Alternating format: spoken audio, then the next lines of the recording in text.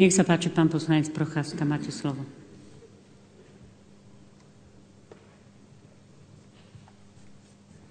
Ďakujem pekne, pani podpredsednička. Vážené pani poslankyne, vážení pani poslanci, pamätám si ešte veľmi dobre na noc, keď Smer odvolával premiérku Radičovú. Za prvú polhodinu svojich prejavov je poslanci Fico a Kažimír niekoľkokrát adresovali škaredé slova, napríklad, že je klamárka. Tí najsrandovnejší sedláci, ktorí tam sedeli, do nej bušili hlava, nehlava. Neskutočné hlúposti rozprávali úplne bez zabran, veď ako vždy. A ona tam sedela, počúvala, raz za čas prišla ku mne vedľa na výbor si zapáliť, keď už toho bolo moc, ale vždy sa tam vrátila. S ocťou si to odsedela a odchádzala preč o 6:30 ráno, keď už bolo po všetkom. Ako taký rugbyový hráč, na ktorého sa zvalí celá tá mlynica spotených 100-kilových chlapov a on má totálne dotrhaný a zablatený dres, ale zostane stať s hlavou hore. S dôstojnosťou človeka, ktorý vie, čo je to súboj a prečo je v ňom. A potom je tu urastený chlap, ktorý sa rád necháva fotiť s holou hruďou a je strašne hustý, keď je sám v televíznej debate. A keď si má vypočuť pár reakcií na svoj zblúdený opozičný prejav, utečie. V tom lepšom prípade od hanby. Lepšom preto, lebo by to predpokladalo, že sa ešte hanbiť dokáže. V tom horšom a pravdepodobnejšom jednoducho zo strachu. Ja som sa strašne včera v predsedovi vlády sklamal. Ja mám rád ťažké zápasy, keď to bolí, kde sa nadoráz a človek sa musí zaprieť. A keď si môže svojho supera vážiť, lebo vtedy zo seba vydá to najlepšie. A predseda vlády nám včera svojim neuveriteľne pyšným a zároveň bojazlivým útekom zobral posledné dôvody si ho vážiť. Nesúhlasiť s ním, ale môcť ho aspoň rešpektovať. Už sa to nedá. Žiadny majster sveta, žiadny génius. Frajer len vtedy, keď sa hrá presilovka a keď si na prázdnu bránu môže kopnúť penáltu. Slaboch, ktorého v bojovnosti, hrdosti a cti Iveta Radičová kedykoľvek uprace do kúta. A poviem tiež, hoci nerád, že som tak trochu podľahol tomu všeobecnému dojmu, že Fico je komunikačný dávač. Že keď chce, tak je v debate naozaj silný. Ale to, čo predviedol včera, bolo strašne slabé. A vyslovene nedôstojné úradu, ktorý zastáva a vážnosti toho, čo sa stalo. On nebol schopný odpovedať na jednu jedinú výhradu, ktorú mu v mene predkladateľov poslanec Lipšic adresoval. Ani na jednu jedinú, 0. Preto zdúbkal. Ono sa to totiž nedá vysvetliť. A to je tá druhá vec, ktorá ma sklamala.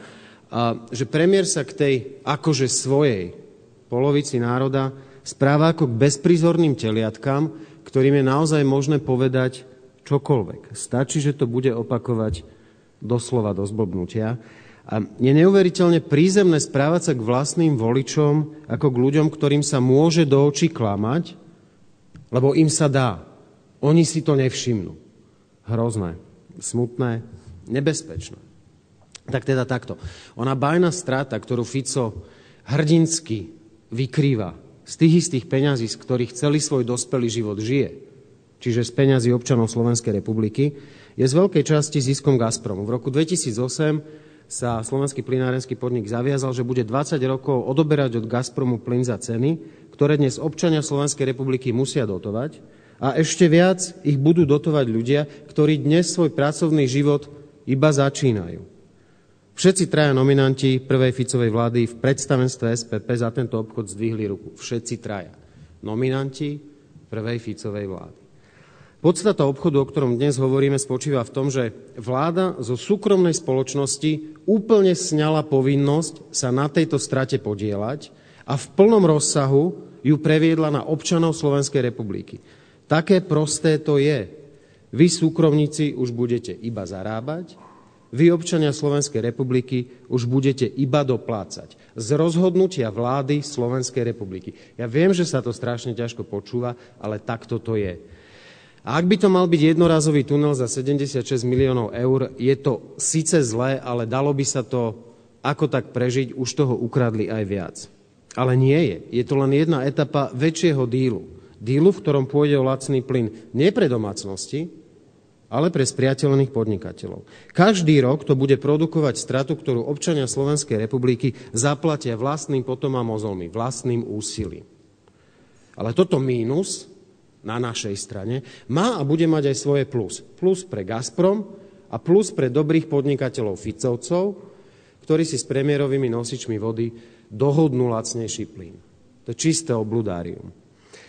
A ešte jednu vec z takého širšieho pohľadu. Ovládanie podnikov tohto typu štátnym sektorom môže fungovať. Môže fungovať v krajinách s efektívnou verejnou kontrolou a s efektívnou zodpovednosťou za správu verejných zdrojov. V krajinách, v ktorých ešte existujú inštitúcie schopné rozpoznať a obhájiť verejný záujem. Nie sme takou krajinou. A všetci to vieme. V našich podmienkach znamená účasť štátu na podnikaní jednoduchý reťazec. Namiesto profesionálnych manažérov, nesúcich priamo zodpovednosť za hospodárske výsledky svojich rozhodnutí, sú v tých podnikoch rozlezené klany stranických nominantov, ktoré fungujú na povel konkrétnych biznis politikov a ich majiteľov. Výsledkom sú v tom lepšom prípade neodborné manažerské rozhodnutia, v tom o čosi horšom plytvanie a v tom najhoršom a najpravdepodobnejšom bohapusté rozkrádanie bez akejkoľvek zodpovednosti kohokoľvek. Kde je dnes prezident republiky? Prečo sa ľudí, ktorí mu dali dôveru, nepríde zastať vo chvíli, keď im hrozí reálna krivda? Prečo strane, ktoré je akoby členom, nepríde povedať, aby sa vrátili z kratšej cesty, kým sa ešte čo to dá zachrániť? Ja viem, že Slovan začína hrať v KHL konečne doma, sám sa na to teším, ale nestačí chodiť na hokej, keď predseda vlády už postýkrát z našich peňazí spláca záväzky, ktoré prevzal vlastnou hlavou.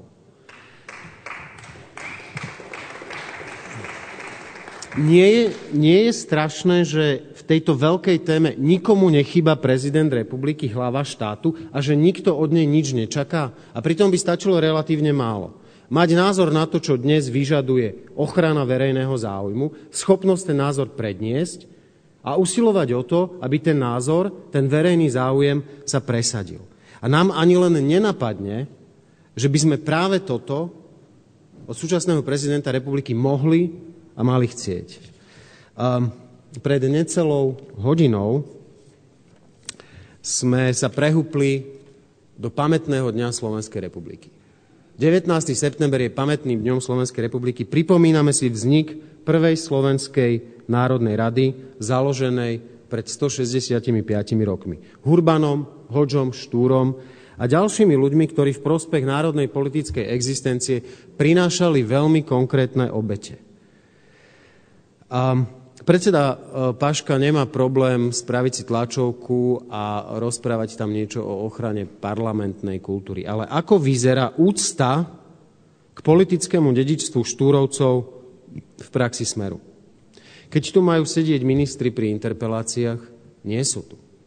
Keď tu má sedieť vláda, pri rozhodovaní o jej zotrvaní vo funkcii, nie je tu. Keď si má predseda parlamentu vybrať medzi lojalitou k politickej strane a lojalitou k inštitúcii, ktorú vedie, tak si neomylne vždy vyberie lojalitu k strane. A áno, viete zo štátnych peňazí zorganizovať ohňostroj a dať zarobiť nejakej eventovej agentúre. Ale k tomu, čo pred 165 rokmi pre tento národ vybojovali Štúrovci, nemáte najmenšiu úctu a je vám to úplne ľahostajné. A druhá vec, ktorá s tým súvisí. Hurban ako predseda prvej Slovenskej národnej rady má dole vo foaje, vo vestibule bustu. A má na tej buste aj svoje motto, ktoré znie pravde a národu. Podľa toho, čo predvádzate v tejto konkrétnej veci, ale žiaľ nie len v nej, by ste to motto mali prelepiť. Nie pravde a národu, ale sebe a peniazom. Áno, predseda vlády Slovenskej republiky si za peniaze občanov Slovenskej republiky kupuje priazeň veľkého biznisu, aby z tej priazne následne mal osobný úžitok. A mladým ľuďom tým na krk vešia dlh, z ktorého splatením už si nebude robiť starosti. Zaplatia ho ľudia, ktorí tu budú žiť. A na rozdiel od neho žiť zo svojho. Ďakujem. Na vystúpenie pána poslanca s faktickou poznámkou traja páni poslanci, končí možnosť prihlásiť sa s faktickými poznámkami. Nech sa páči, pán poslanec Hraško. Ďakujem pekne, kolega Procházka. Nuž, je to tak, ľudia si zvolili si gorilu do čela štátu. V tejto súvislosti ma napadá už len jedna krásna báseň jedného nášho superbásnika. Určite ho budete všetci poznať, aj tento úryvok. A ty morho, hoj morho, detvo môjho rodu, kto kradmou rukou siahne na tvoju slobodu a čo i tam dušu dáš v tom boji divokom, morty len a voľ nebyť, ako byť otrokom. Ďakujem. Pán poslanec Sulík, nech sa páči. Ďakujem pekne.